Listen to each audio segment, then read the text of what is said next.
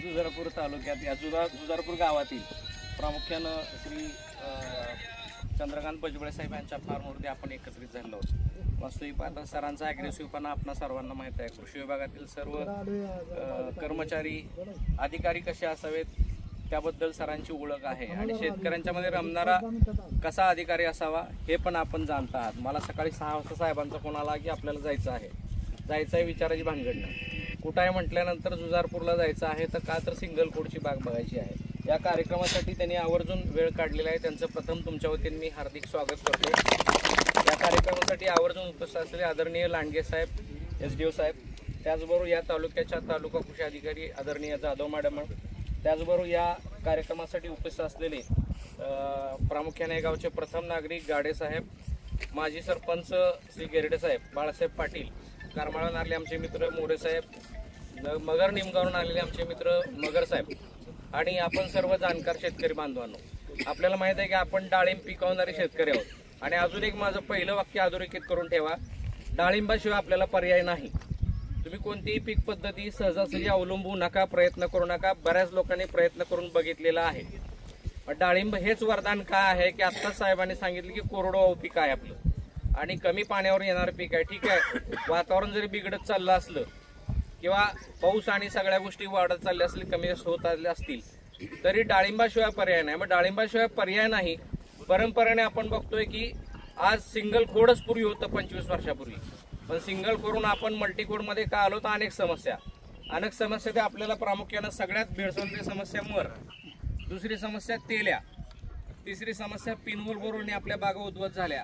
या 3 समस्यावर सूत्रकृमी आणि त्याचबरोबर वन टाइम सेटिंग न होणं आणि वन टाइम हार्वेस्टिंग न होणं किंवा आपल्या सर्वांना माहित आहे। आणि या अनुषंगानं आपण बहुखोडमध्ये काम करत असताना आज अनेक समस्यांना सामोरे गेलो आणि उत्पादनाचा खर्च वाढता डाळिंबाच्या बागा उद्भवत झाल्या। निश्चितपणे काम करताना शेतकऱ्यांनी डोळसपणे काम केलं पाहिजे ही माझी प्रामुख्याने तुमच्याकडनं अपेक्षा आहे। आज उत्पादनाचा खर्च कमी करणं हा सगळ्यात महत्त्वाचा मुद्दा आहे। उत्पादनाचा खर्च कमी केला तरच तुमची डाळिंब शेती फायद्यात राहणार आहे। डाळिंबाचे भाव किती आहेत एका बाजूला ठेवा, पण हे सिंगल खोड आणि बहुखोडमध्ये आपल्याला फरक काय पडला की आमचे मित्र प्रवीण माने साहेब, वास्तविकता आम्ही दोघेही मोडणीमचे, मी गेली 25 वर्ष काम करतो डाळिंब शेतीमध्ये, सर प्रामुख्यानं जवळजवळ 20 वर्षापासून डाळिंब शेती करतायत आणि डाळिंब शेतीमध्ये त्यांनी सगळ्या प्रकारची शेती केलेली आहे आणि डाळिंब शेतीमध्ये त्यांना आलेल्या अडचणी ज्या तुम्हाला आलेल्या त्याच त्यांना आलेल्या आहेत, पण त्यांनी त्यांच्या स्वतःच्या R&D मधून, आम्ही गेल्या 6-7 वर्षापासून बघतोय की स्वतःच्या R&D मधून जे सिंगल खोड पुढे आणलेलं आहे ते निश्चितपणे डाळिंब शेतीला वरदानच ठरणार आहे, ह्याच्याबद्दल कोणतंच दुमत नाही। तर त्यामध्ये त्यांनी अजून एक इनोव्हेटिव्ह काम केलंय की त्यांनी त्यांच्या बागेमध्ये अशी काही व्हरायटी डेव्हलप केलेली आहे की तिचे वेगळे गुणधर्म आहेत। त्याच्याबद्दल मी 1 मिनिट बोलेनच। त्याचं नामकरण पण आज डाळिंब संशोधन केंद्र सोलापूर यांच्या माध्यमातून प्रवीण भागवा हे होणारच आहे। पण प्रवीण भागवा ही व्हरायटी काय आहे, आज शेतकऱ्यांनी रोपं निवड करताना खूप महत्वाची बाब असते। रोपांपासून हार्वेस्टिंग पर्यंत ज्या अडचणी येतात त्या वातावरणाशी निगडीत आहेत, तुमच्या व्यवस्थापनाशी निगडीत आहेत। त्यामुळे वातावरणाचा अभ्यास करून व्यवस्थापन करणं गरजेचं आहे आणि व्हरायटीचा अभ्यास करताना सगळ्यात महत्वाचं व्हरायटीमध्ये काय पाहिलं पाहिजे हे आपणा सर्वांना माहीत असताना निश्चितपणे एक पहा की वातावरणामध्ये फळ कोणतं टिकाव धरतंय, साईज कशी येते, कलर कसा येतोय, व्यापाराला कोणतं फळ चालतंय आणि त्याचा कालावधी किती जास्त कमी जास्त आहे, म्हणजे येण्याचा कालावधी। सर्वसाधारणपणे 6.5 महिन्यामध्ये फळ निघतं आपल्याला माहित आहे, पण प्रवीण भागवाचं तुम्ही जरा वेगळं ऑब्झर्वेशन करा, थोडासा कमी कालावधी लागेल। साईज त्याची एकदम भन्नाट आहे, 350, 400, 600, 700, 800 ग्रॅम पर्यंत साईज जाते। वन टाइम सेटिंग होतं हे पण आम्ही ऑब्झर्व केलंय आणि त्याची साल जाड आहे। साल जाड असल्यामुळे प्रामुख्यानं तेलेला प्रतिबंधक आहे, मी म्हणणार नाही तेल येणार नाही, पण तेल हे प्रॅक्टिसमुळे येतो, प्रॅक्टिस चुकीच्यामुळे येतो। मग ह्या सिंगल खोडमध्ये आणि बहुखोडमध्ये नक्की घडतंय काय, बहुखोडमध्ये काय होतंय, प्रामुख्याने डेरा होतो, मायक्रो क्लायमेट तयार होतं। सगळ्यात महत्वाचं डाळिंबाचं आपण जर भौतिक गुणधर्म पाहिले तर ती सूर्यप्रकाश प्रिय वनस्पती आहे। सूर्यप्रकाश प्रिय वनस्पती आहे।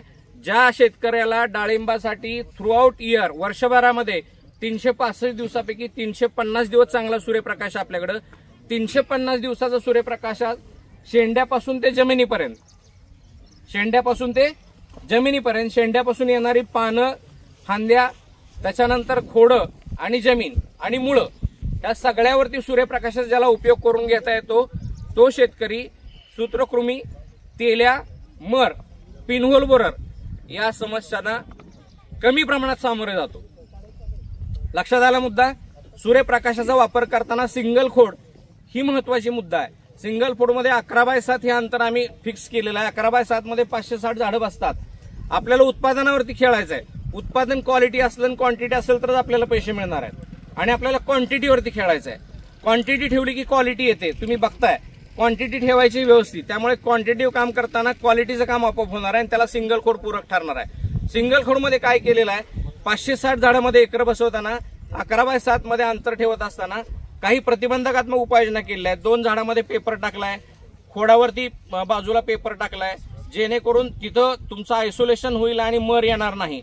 त्याचबरोबर ह्यामध्ये सगळ्यात महत्वाचं ट्रेनिंगचं काम महत्वाचं आहे। ट्रेनिंग, प्रूनिंग, स्कर्टिंग आणि टॉपिंग या 4 गोष्टी तुम्हाला जर काळजीपूर्वक करता आल्या तर निश्चितपणे डाळिंबाला जे वन टाइम सेटिंग व्हायला पाहिजे, जे ऑगस्ट बहारामध्ये होत नाही, हस्त बहारामध्ये, ते सुद्धा तुम्हाला ह्याच्यामध्ये होणार आहे। कारण काडी पक्वता होणं तितकंच महत्वाचं असतं।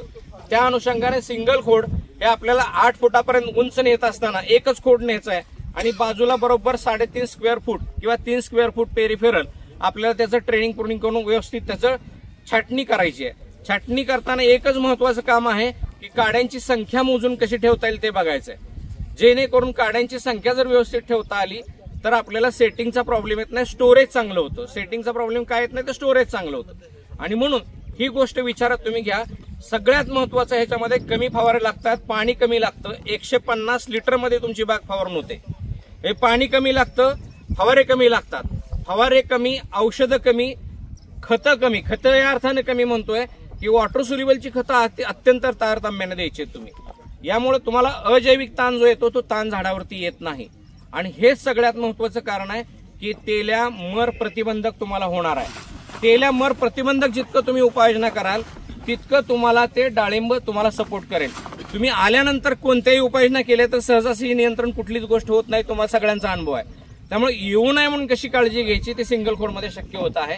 ह्याच्यामध्ये सगळ्यात महत्वाचं वन टाइम हार्वेस्टिंग होतं, त्यामुळे बाग एका वेळेला खाली होते। एका वेळेला बाग खाली झाल्यामुळे पुढे जाऊन तुम्हाला हार्वेस्टिंग करता येतं। आज हे तरुण युवक त्यांचे चिरंजीव इंजिनिअरिंगची सोडून ह्या क्षेत्रामध्ये उतरलेत। खूप दूरदृष्टी ठेवून तुम्हाला डाळिंब शेती करायची आहे तर डाळिंब शेती व्यवस्थित टिकेल, अन्यथा तुम्हाला डाळिंब शेतीमध्ये प्रॉब्लेम येतच जाणार आहेत। फक्त ह्याच्यावरती तुम्ही स्वतः शेतकरी या अर्थाने की डाळिंबातले एक्सपर्ट म्हणून काम करताना सिंगल खोडमध्ये काय करायचं आहे त्याचा आपण व्यवस्थित स्टेप बाय स्टेप हे प्रोग्राम घेऊन पुढे कंटिन्यू करूया। त्याच्याबद्दल कुठलीच दुमत येणार नाही, कारण एका व्याख्यानामध्ये समजणार नाही आहे। आणि ही फक्त ओळख आहे।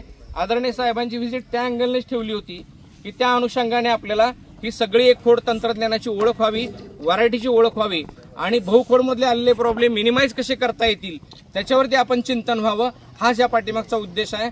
मला वाटतं वेळेचा भान ठेवून सगळे माननीयांना पुढे जायचं आहे आणि आपण सर्वजण चर्चात्मक पद्धतीने पुढे जात असताना जर आपल्या काही समस्या असतील तर साहेबांच्या समोर आपण चर्चेतनं पुढे करूया आणि पुढे जाऊन हा कार्यक्रम व्यवस्थितपणे डिझाईन करून ह्याच्यावरती आम्ही एक कार्यक्रम घेऊ इच्छितोय।